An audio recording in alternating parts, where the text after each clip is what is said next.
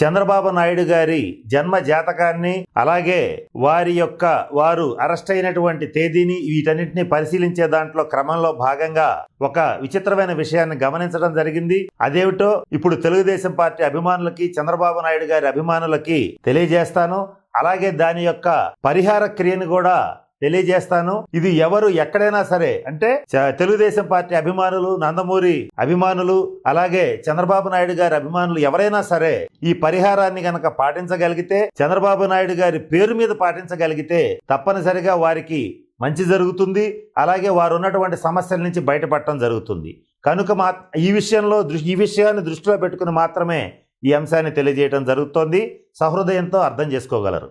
ఇకపోతే ఇక్కడ మనం కాస్త గమనించినట్లయితే 2014వ సంవత్సరంలో చంద్రబాబు నాయుడు గారు ముఖ్యమంత్రిగా ఉన్నప్పుడు వైసీపీ పార్టీ నుంచి 23 ఎమ్మెల్యేలని కొనుగోలు చేయడం జరిగింది. 2019వ సంవత్సరంలో తెలుగుదేశం పార్టీ తరఫు నుంచి 23 మంది మాత్రమే ఎమ్మెల్యేలు గెలవడం జరిగింది. అలాగే జగన్మోహన్ రెడ్డి గారు గెలిచారు, చంద్రబాబు నాయుడు గారు ఓడిపోయారు అనేటువంటి రిజల్ట్ 23వ తారీఖు 5వ నెల మే నెల 2019వ తేదీన రిజల్ట్ డిక్లేర్ చేయడం కూడా జరిగింది. ఇక్కడ కూడా 23 వచ్చింది. అలాగే 2023వ సంవత్సరంలో, అంటే 2018, 19, 20, 21, 23, 24 ఇట్లా సంవత్సరాలు వేసుకుంటూ వస్తే 23వ సంవత్సరంలో 2023వ సంవత్సరంలో చంద్రబాబు నాయుడు గారు జైలుకు వెళ్ళడం జరిగింది.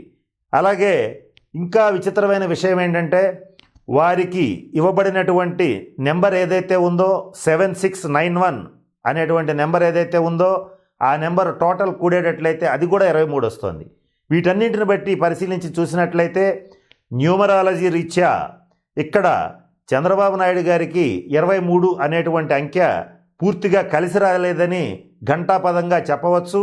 కనుక ఎవరైతే తెలుగుదేశం పార్టీ అభిమానులు, చంద్రబాబు నాయుడు గారి అభిమానులు ఉంటారో వాళ్ళు ఈ 23వ తేదీ కలిసి రాలేదు కనుక 23 అనేటువంటి అంకెకి అధిపతి బుధుడవుతాడు. 2 + 3 5, 5 అంకెకి అధిపతి బుధుడవుతాడు. బుధగ్రహ అనుకూలత చంద్రబాబు నాయుడు గారికి లేదు. కనుక ఈ బుధగ్రహ అనుకూలత కొరకు బుధగ్రహం యొక్క అధిష్టాన దేవత అయినటువంటి విష్ణుమూర్తి లేదా వెంకటేశ్వర స్వామి వారి దేవాలయాల్లో పచ్చలతో కూడినటువంటి, అంటే బుధగ్రహం యొక్క రాళ్ళు పచ్చలతో కూడినటువంటి ఆభరణాలని వైష్ణవ దేవాలయాల్లో, ముఖ్యంగా వెంకటేశ్వర స్వామి దేవాలయంలో, అలాగే కృష్ణ దేవాలయాల్లో, కృష్ణ మందిరాల్లో, అలాగే రంగనాయక స్వామి వారి దేవాలయాల్లో, ఇట్లా విష్ణు స్వరూపమైనటువంటి దేవాలయాల్లో ఇలా చంద్రబాబు నాయుడు గారి అభిమానులు కానీ, తెలుగుదేశం పార్టీ అభిమానులు కానీ వారి పేరు మీద వారి శక్తి మేరకు గనక వారి అభివృద్ధి కొరకు, వారి యొక్క విడుదల కొరకు, వారి గ్రహగతుల రీత్యా, అంటే వారికి ఏర్పడినటువంటి దుష్టగ్రహ బాధల్ని తొలగించేందుకు సంకల్పించి అటువంటి పచ్చల హారాలని కానీ, పచ్చల ఆభరణాలు కానీ విష్ణు దేవాలయాల్లో సమర్పించేటట్లయితే బుధుడి యొక్క అధిదేవత అయినటువంటి విష్ణువు అనుగ్రహించడం వల్ల చంద్రబాబు నాయుడు గారికి ఆ గ్రహ బాధలు తొలగిపోతాయి అనేటువంటి సదుద్దేశంతో మాత్రమే ఈ వివరాలని తెలుగుదేశం పార్టీ అభిమానులకి, నందమూరి అభిమానులకి, తెలుగుదేశం పార్టీ అధినేత అయినటువంటి చంద్రబాబు నాయుడు గారి అభిమానులకి సహృదయంతో తెలియజేయడం జరుగుతోంది. కనుక ఈ రెమెడీ ఖచ్చితంగా పనిచేస్తుంది. తప్పకుండా ప్రయత్నించండి.